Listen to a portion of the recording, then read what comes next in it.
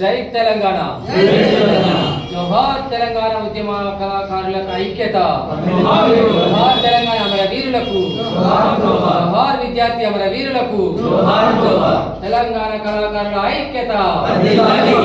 తెలంగాణ నిరుద్యోగ కళాకారుల ఐక్యత. ప్రజల కొరకు పాట పాడే కళాకారులం,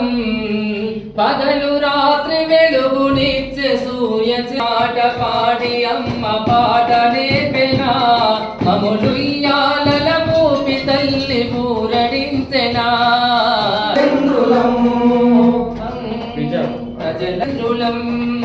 ప్రజల కొరకు పాట పాడే పగలు రాత్రి వెలుగునిచ్చుండ్రులం, ధన తప్పులు కొట్టి దరుబులే సాగోతాలెన్నో ఆడినం. ప్రజల కొరకు తెలంగాణ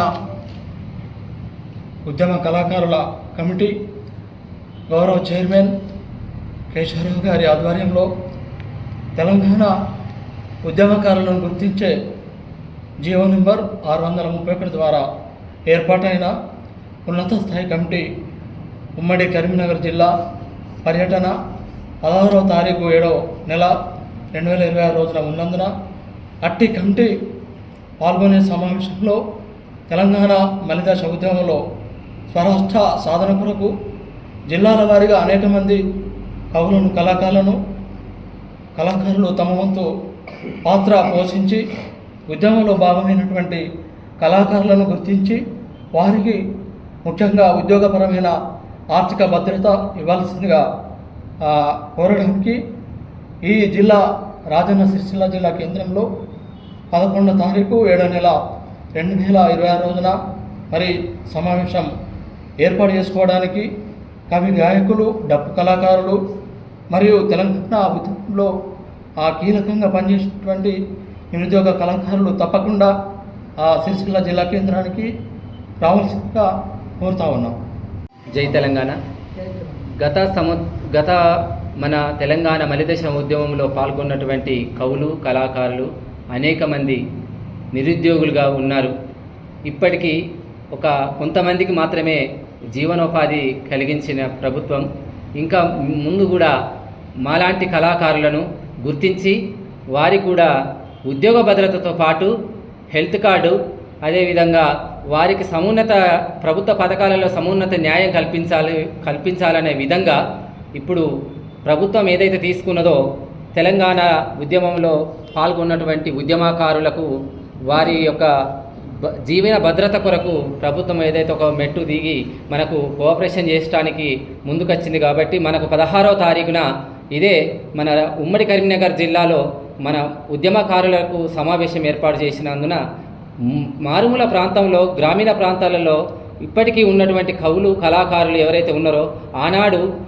ప్రత్యక్షంగా పరోక్షంగా తెలంగాణ ఉద్యమంలో మలిదశ ఉద్యమంలో పాల్గొన్నటువంటి కవులు, కళాకారులు మన ఈ యొక్క సమావేశానికి 11వ తారీఖు 7వ నెల మనకి 2026 ఈ రోజున మన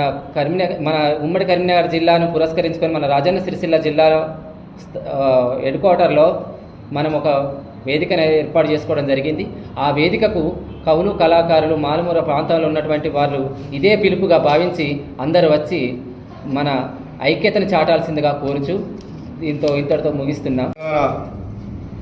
ఉద్యమకారుల కమిటీ గౌరవ చైర్మన్ కేశవరావు గారి ఆధ్వర్యంలో తెలంగాణ ఉద్యమకారులను గుర్తించే జీవో నంబర్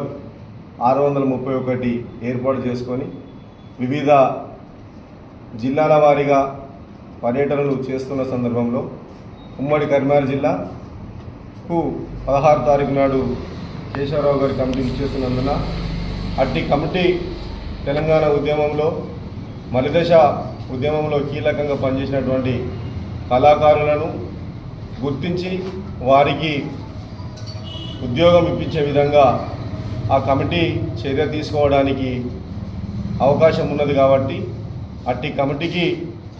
కలిసి నిరుద్యోగంలో ఉన్నటువంటి కళాకారులను గుర్తించడానికి తెలంగాణ రాజన్న సిరిసిల్ల జిల్లాలో ఉన్నటువంటి కవులు, కళాకారులు, డప్పు కళాకారులు అందరూ కూడా 11వ తారీఖు నాడు జిల్లా రాజన్న సిరిసిల్ల జిల్లాకు విచ్చేస్తే ఒక సమావేశం ఏర్పాటు చేసుకొని నూతన కార్యవర్గాన్ని ఏర్పాటు చేసుకొని 16 తారీఖు నాడు వచ్చే